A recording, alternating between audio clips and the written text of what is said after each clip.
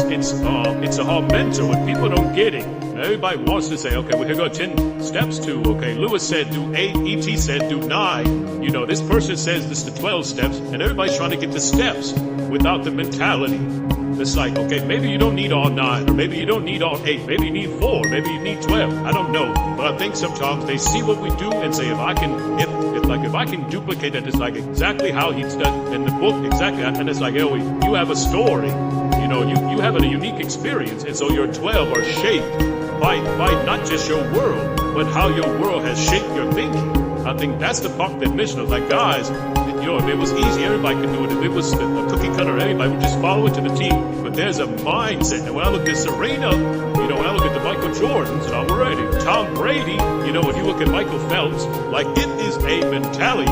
It's not the money, the network. It's not, you know, the vision board. It's, I believe, for those of us who are where we are, it's something within. You know, and you can't go buy that. You know, I can't give it to you. Lewis can't, like, you gotta go within and find that and pull that stuff out.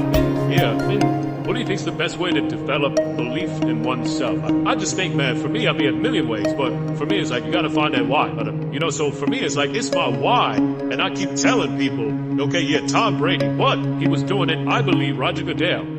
I believe his mom with cancer. I believe he cried when he talked about his father. His 4 Super Bowls, he was crying about his father being a hero. I'm like, this is unbelievable. I mean, what more can you ask for? So it's not the car, the house, the whatever. It is that internal goal, that internal why. And so for me, I just think that's it. Like that, like you, it's something within it. You gotta pull it out. And so it's easy when you have a why, a purpose. I'm doing it for this, I'm doing it for that. It's easy to get up and get going. But if it's just for a car, what happens, Louis, when you get the car? Because you can buy it. What happens when you get the house and you can buy the house? What happens when you get the jet and you got what is for your son? That's forever. Like my wife's MS, the span of her life is going to keep me like, it's not, okay, I can get a house and it's over. Like, that's going to take me, if she lives another 50, I'm going to be grinding like this for 50. And when I try to explain to people, you've seen this happen before. I don't know if you know a person personally, but you got a guy whose wife, they've been married 50 years and, you know, and she died, and this guy dies 2 weeks later. And it's like, now, how did you get through? Like, he got through cancer.